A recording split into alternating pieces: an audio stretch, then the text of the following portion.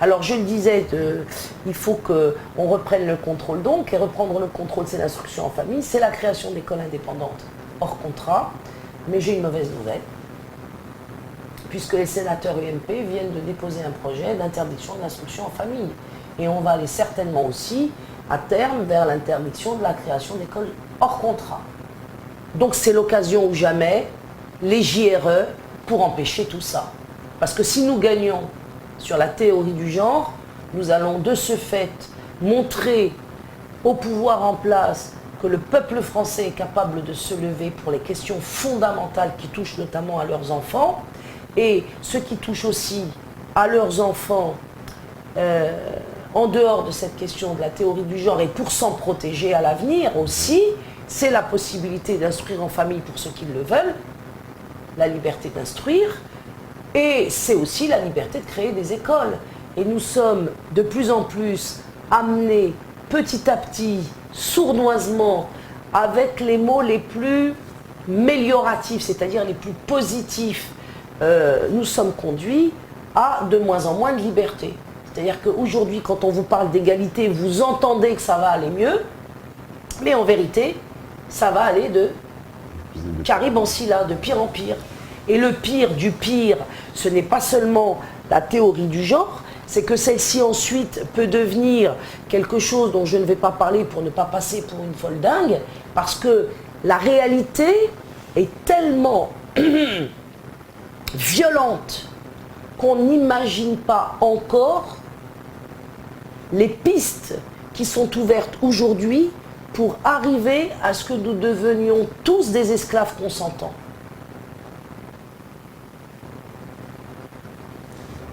Sans chaîne. Sans chaîne. Sans chaîne, ok, je suis ton esclave, c'est bon, ok. L'avenir, un avenir très monde d'Orwell mélangé avec le meilleur des mondes, quoi. On nous dit, voilà, ça c'est Dr Gang, je me répète, mais les couvertures des futurs livres qu'on a tous pu voir, Papa porte une robe, J'ai deux papas, etc., vont vraiment être dans les cartables, ils posent la question. Vont-ils être vraiment dans les cartables? Ah ben là, les JRE sont en train de porter un coup à ce type de publication. Bah oui, j'en ai ramené certaines d'ailleurs. J'en ai ramené certains livres. Bon, il est évident que ce livre n'a pas été écrit, Mes deux papas,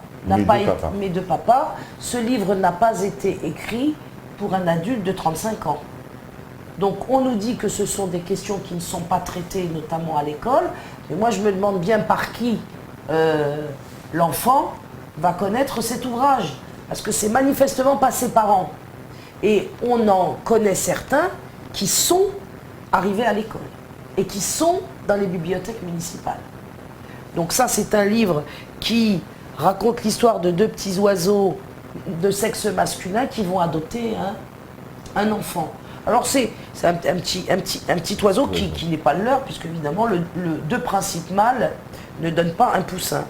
Et ce qui est complètement incroyable, c'est qu'à chaque fois dans tous ces livres, on vous parle de la possibilité de recomposer ou de composer des familles sous des formes multiples.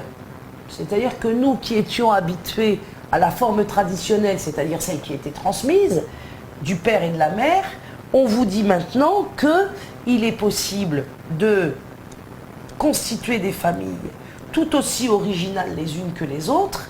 Et si je prends ce livre qui s'appelle 10 mamans avec un S, parce que maintenant on a 2 mamans, eh bien vous avez ici par exemple un certain nombre de combinaisons familiales qui nous fait partir de la norme traditionnelle qu'on va bientôt appeler d'antan à une multitude de normes, ce qui est complètement aberrant parce que pour être norme, il faut être unique.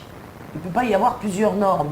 La norme, par définition, est singulière. Elle ne peut pas être plurielle. Donc là, vous avez le père et la mère et les enfants, qui sont 3. La mère seule, ce qu'on a accepté, je le dis souvent, et ses enfants. C'est pour l'avoir accepté, je pense, qu'on arrivera bientôt au dernier cas dont je vous parlerai à l'instant. Le père seul avec des enfants. Et cette première page-là a été effectivement une suite de dégénérescence mais qui aujourd'hui est acquise à un point tel qu'elle constitue non pas une dégradation à nos yeux, mais une norme saine. La famille monoparentale, sur le plan je ne sais pas si on peut appeler ça du principe, mais de la modalité, ne choque personne aujourd'hui. Une mère seule avec des enfants, pourquoi pas? Très bien. Un père seul avec des enfants, pourquoi pas? Très bien. C'était déjà la catastrophe. Parce qu'il y avait déjà un être amputé de la famille qui se trouvait éloigné dans le quotidien de l'enfant. Alors bien sûr, on va me dire, oui, mais un week-end sur deux, oui, la vie partagée, je ne sais plus comment ça s'appelle, une semaine chez l'un, une semaine chez l'autre, la garde partagée. La garde partagée. Alterner, voilà, alterner. On alterne entre le père et la mère.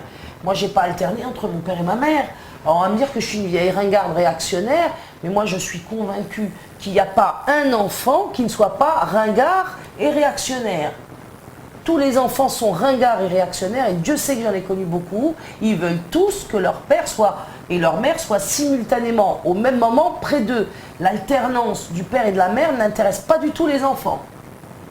Et c'est que mensonge quand on prétend le contraire.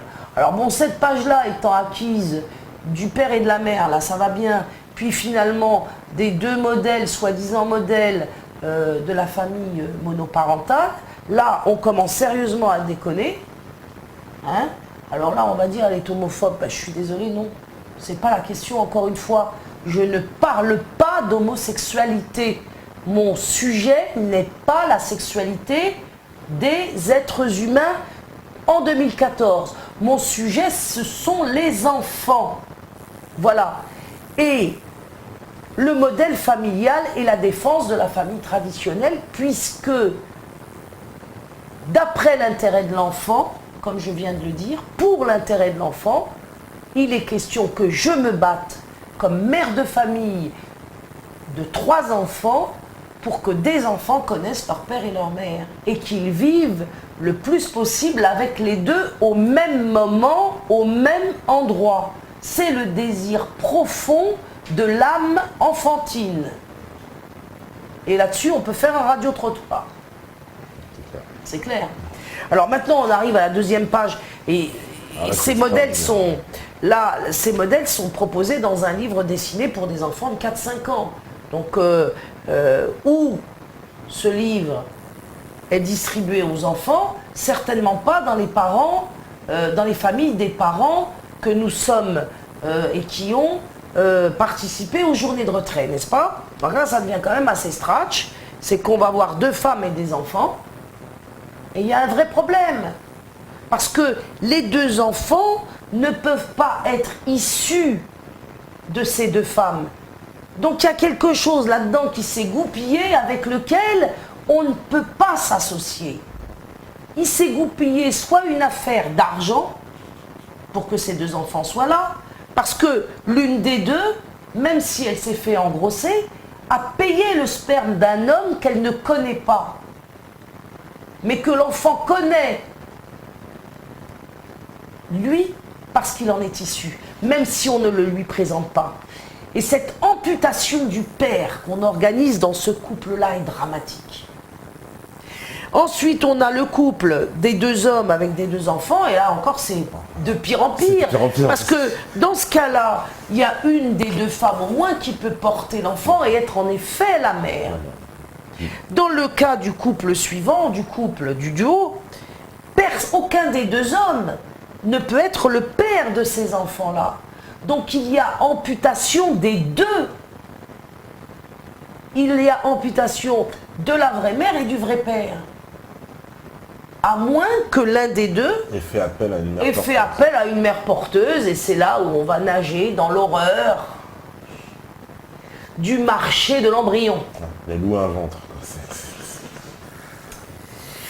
Alors le troisième, j'ai pas compris par contre. Alors le troisième, eh bien c'est une famille composée de 2 hommes et de 2 femmes et d'un enfant.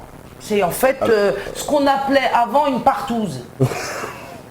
Non mais c'est vrai, là je comprends pas. Et c'est présenté là, c'est deux à des enfants de 4, 5, 6 ans. C'est pas deux couples. Oui, c'est une famille composée de 4 personnes. C'est-à-dire que dans cette famille, dans le 6e cas proposé aux enfants de 4-5 ans, vous avez 2 papas, 2 mamans et un enfant. Vous voyez ce que je veux dire? Ouais. C'est-à-dire qu'on a la famille composée de 2 mamans, une autre composée de 2 papas, et il en vient là, à la vitesse grand V, une famille composée de 2 papas, 2 mamans. Et on pourra faire 3 papas, 6 mamans, enfin la partouze officialisée en livret de famille. C'est-à-dire que maintenant, on pourra partouzer avec un livret de famille, à l'appui. C'est complètement délirant pour les enfants. Moi, ça m'est égal que les adultes partouzent. J'en pense ce que j'en pense, je ne vous dirai pas ce que j'en pense, ce n'est pas le sujet des JRE, mais je pense qu'un enfant, dans le cadre des JRE, j'ai le droit de le dire, n'en déplaise à un tel et un tel, payons Belkacem, un enfant, il a le droit d'avoir son papa et sa maman, et vous pourrez faire tout ce que vous voudrez, ce droit naturel-là ne pourra jamais, jamais être supprimé des consciences et de la conscience de toute l'humanité. Je pense que lorsque nous allons arriver à des situations aussi aberrantes que des partouzes officialisées en mariage, l'humanité s'arrêtera. Pour les croyants, ils savent exactement à quoi je fais appel, qu'ils soient juifs, chrétiens ou musulmans, toutes ces 3 catégories de croyants connaissent très bien l'histoire de Sodome et Gomorrhe et de la façon dont ça se termine. Donc je ne vais pas le raconter ici. Donc nous allons vers la fin de nous-mêmes par nous-mêmes. Et figurez-vous que la famille constituée de 2 hommes et de 2 femmes et d'enfants n'est pas le dernier modèle, et c'est pas moi qui l'invente, puisque au bas du livre, vous voyez bien qu'on a écrit... etc. Donc, les différentes compositions sont manifestement à l'infini. Et très souvent, j'ai posé la question à des parents en conférence ou en réunion pour vous demander quelle autre combinaison pouvait apparaître dans la suite de cette généralisation du n'importe quoi officialisé pour le n'importe quoi et en fait pour créer le chaos. Eh bien, les parents ont parfaitement compris, ceux qui m'ont vu et avec lesquels j'ai parlé dans les JRE, ils m'ont dit le prochain coup, c'est le fils qui épouse sa mère et le père qui épouse sa fille. C'est exactement ce que le conte traditionnel de Podane ne veut pas et nous a permis de nous instruire et de nous enseigner sur l'inanité de cet inceste qui ne peut conduire qu'au malheur de l'enfant qui est pas le conjoint de son père. Etc. Alors je sais pas, moi ils vont peut-être y rajouter des animaux. Des animaux, non mais c'est ça, on se demande c'est quoi, c'est etc. Bientôt, cet etc. répété 3 fois, au bout de 6 combinaisons, dont en fait il n'y en a qu'une seule qui soit légitime pour l'enfant, je parle du point de vue de l'enfant, il n'y a qu'une seule de ces 6 combinaisons qui est légitime pour l'enfant, c'est la cohabitation simultanée du papa et de la maman, point barre. Le reste, ce sont des compositions qu'on a faites pour le profit d'adultes qui en sont arrivés parfois même à payer pour un confort qui ne concerne pas le confort de l'enfant, voire même qui y est totalement opposé, quoi qu'il en dise. Eh ben, ouais, vraiment là, surtout la dernière combinaison, elle est quand même hallucinante. 2 papas, 2 mamans, ça fait 4 là, c'est bien compliqué. Parents 1, parents 2, parents 3, parents 4, parce qu'on fait disparaître aussi le mot de père et mère. Oui, le mot de père et mère disparaît du code. Évidemment, puisque c'est l'objectif. Le chaos, c'est ça.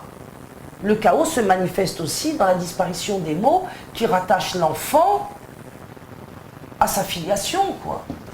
Là, alors là, on nous dit, ça c'est Fatima de Toulouse, bonsoir, concernant la proposition de loi sur l'instruction à l'école, l'instruction en famille, pardon, elle sera, je pense, rejetée car le choix de l'instruction est inscrit dans la Constitution. Les sénateurs vont profiter du rejet de cette proposition de loi pour faire une petite modification en douce afin de compliquer la vie de ceux qui ont choisi ce mode d'instruction.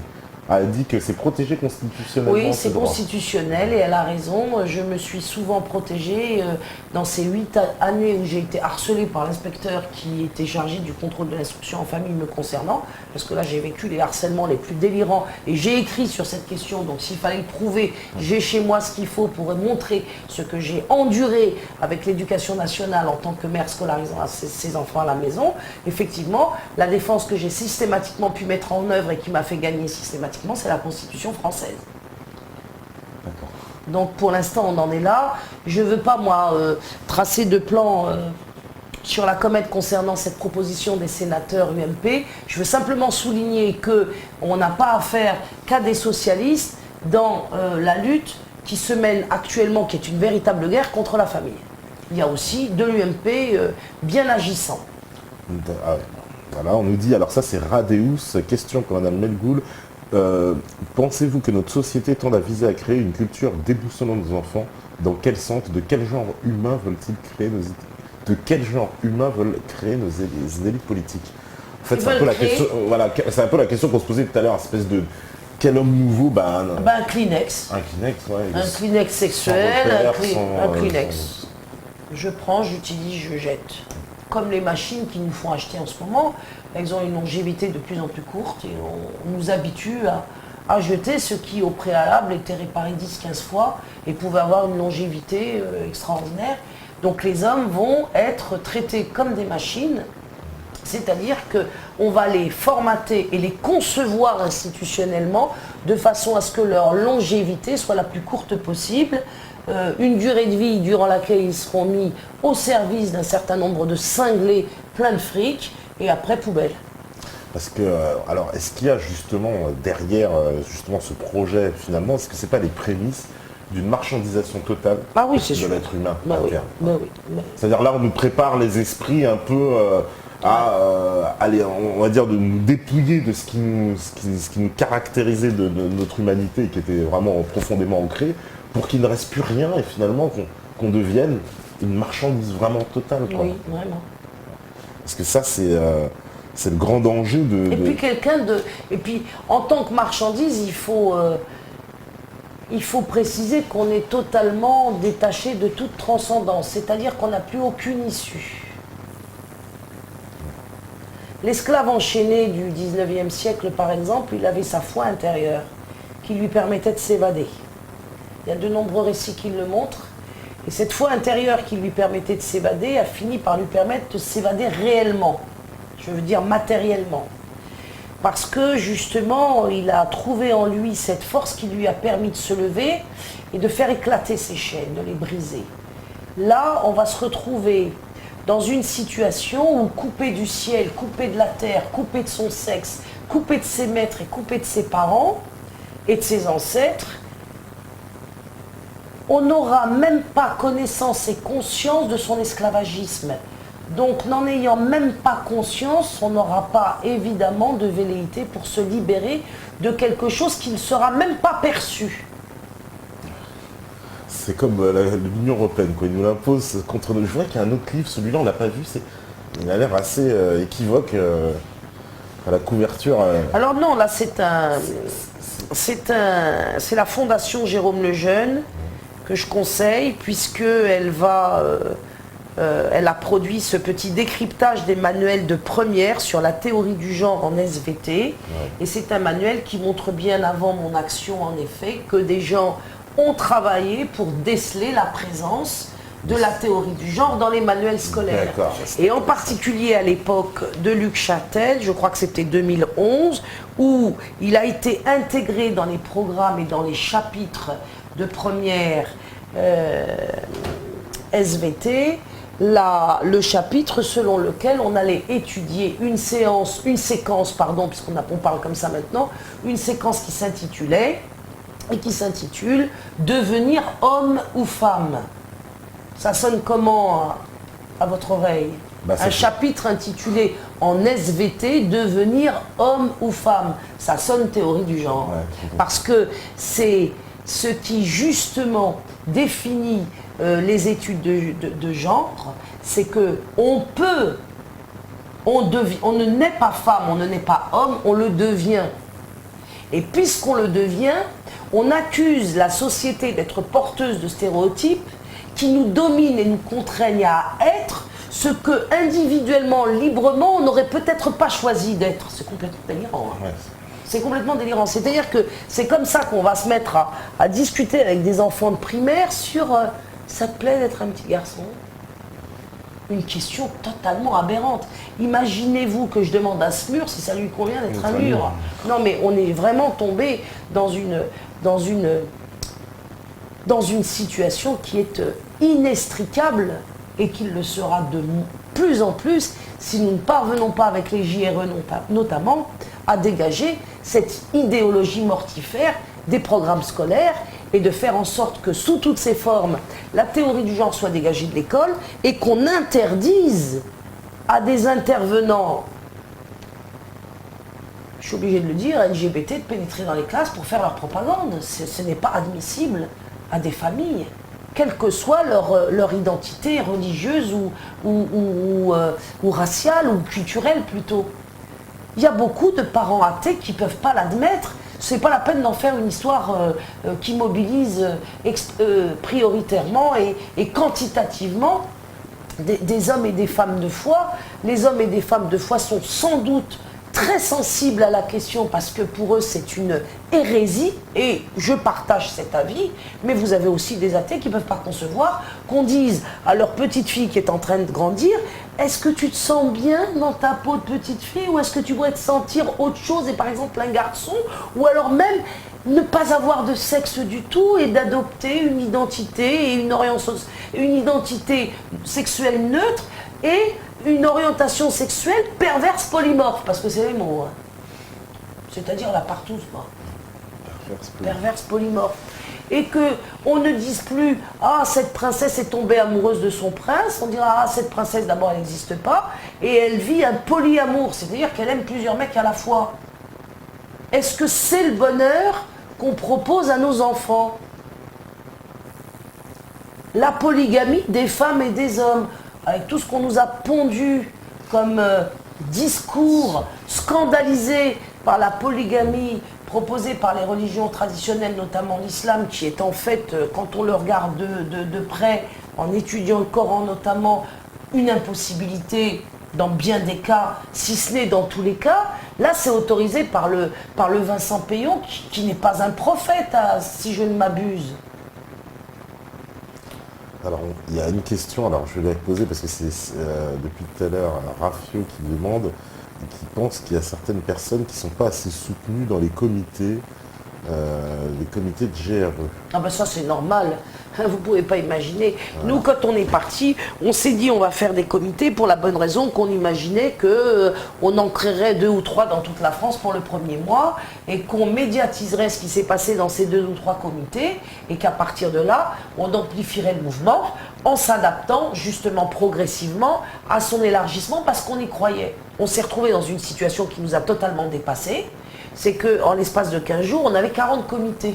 C'est-à-dire que ça représente 400 mails sur ma boîte, 400 mails sur la boîte de ma collaboratrice par jour, 300 SMS et un téléphone qui ne raccroche plus.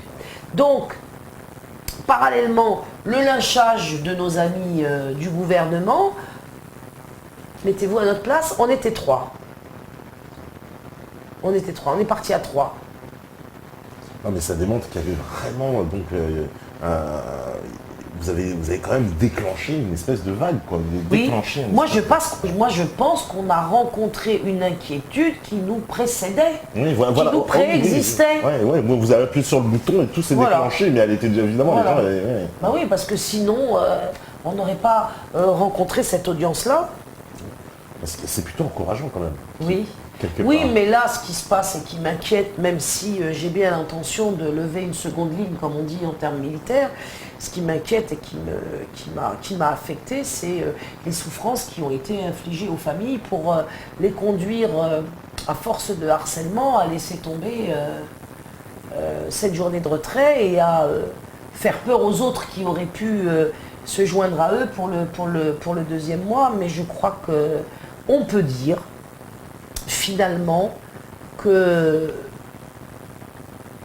Vincent Payon et le porte-parole du gouvernement Belkacem a perdu la partie. Et pour la bonne raison que ça m'a totalement dépassé. Donc si cela m'a totalement dépassé, c'est bien la preuve que Vincent Peillon et Najat Belkacem ont perdu la partie et que cette partie va être perdue définitivement bientôt. À moins de vous mettre à nous tirer dessus, ce qui nous fera passer alors Comme en Allemagne, ils vont mettre en prison les parents. dans une autre société que vous prétendez défendre en France et à l'étranger.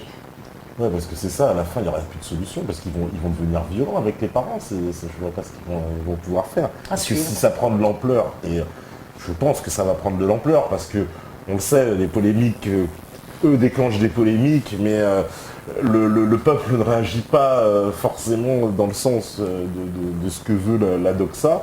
Et là, les gens ont pris votre parti, on voit bien que c'est en train de prendre de l'ampleur.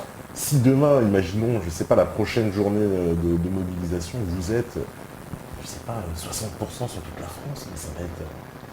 Ils vont encore plus trembler, le système va trembler sur ses bases, quoi.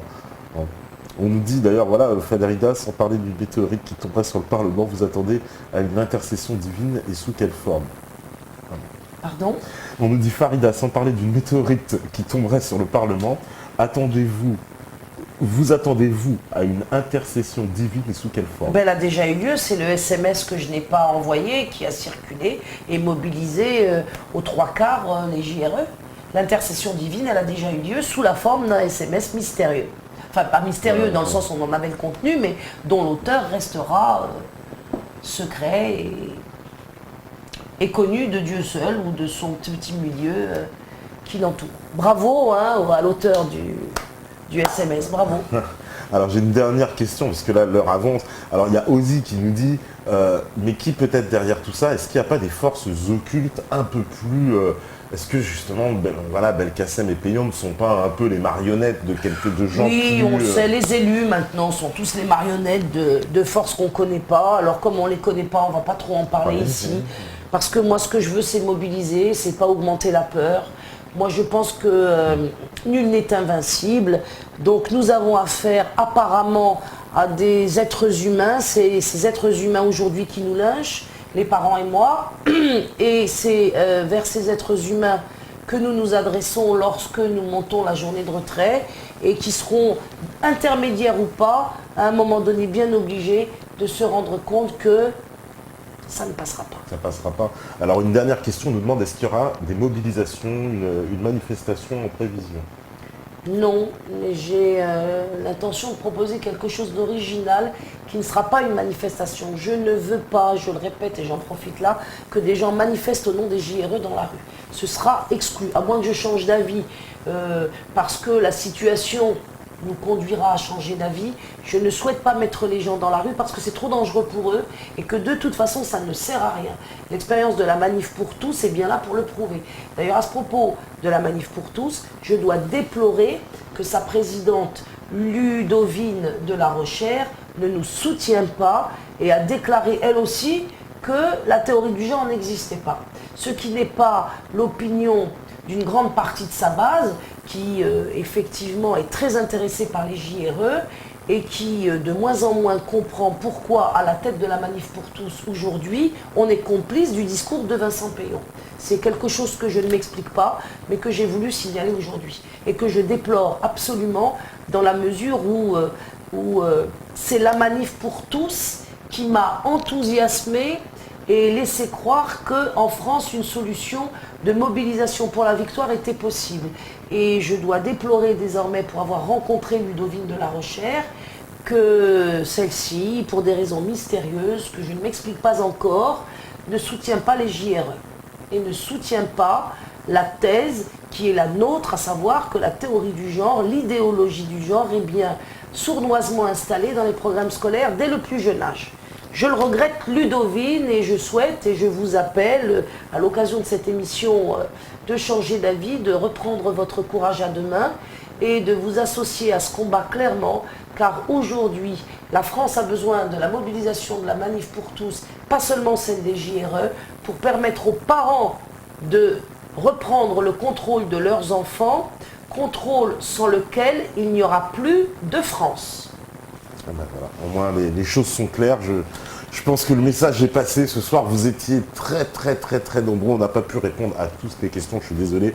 Donc voilà, en tout cas, on remercie tous les gens qui étaient sur le chat, hein, les habituels, les Jaco-Jacques, Malabas, Verbal Kit, Nasrallah Pendragon, le Félin. Alors il y a plein de nouveaux, certainement, Paquito, parents responsables, V2 Croix, MAF, Firouz, Pipo, Fayot 53, Ozzy, etc., Criolaire Virus, etc., etc.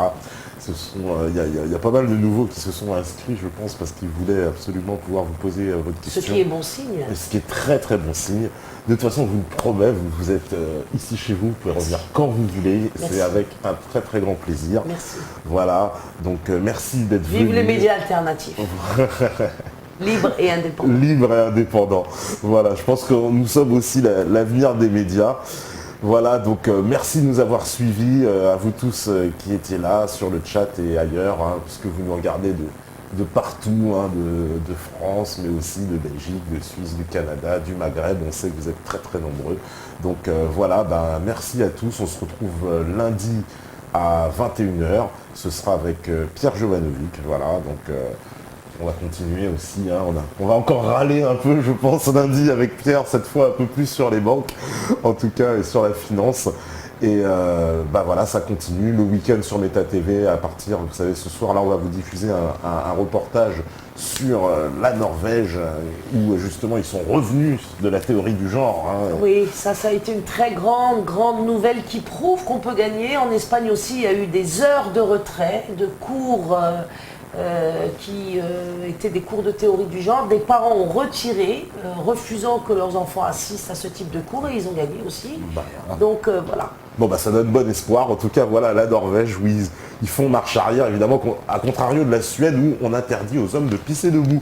Voilà. C'est vrai, ça aussi. Ah on a l'image de ça, effectivement, c'est tout à fait vrai. Enfin, ils ont tenté ils ont tenté de mettre une loi. Voilà. Très bien. Alors pour conclure, moi je vais vous dire une chose parce que ça m'y fait penser. Lors de la JRE de l'Île-de-France, on était réunis, comme je vous le disais, dans une salle où j'ai donc laissé parler des parents après mon allocution pour avoir des témoignages. Et un père qui était venu tout seul parce que divorcé, il n'avait pas l'enfant lui parce qu'il était avec sa maman, nous a expliqué que lorsqu'il prenait un week-end sur 2 sa fille à la maison, elle faisait pipi debout, à 4 ans. Donc la théorie du genre, elle est bien installée à l'école. Ouais. Eh ben bravo. Voilà, merci en tout cas à tous. On se retrouve lundi. Voilà, je salue toute la régie évidemment, puisque après ça fait des jaloux quand on les oublie. Alors un grand bonjour général, parce que je ne sais pas vraiment qui y a. Je vois Steph dans l'ombre, je sais que Mickaël est par là-bas, il y a Kamel, il y a Lies, il y a certainement d'autres qui traînent Dr Dre à la manœuvre, certainement. En tout cas, on se retrouve lundi. Salut, ciao, ciao à tous. Et nous, on se retrouve à la prochaine JRE.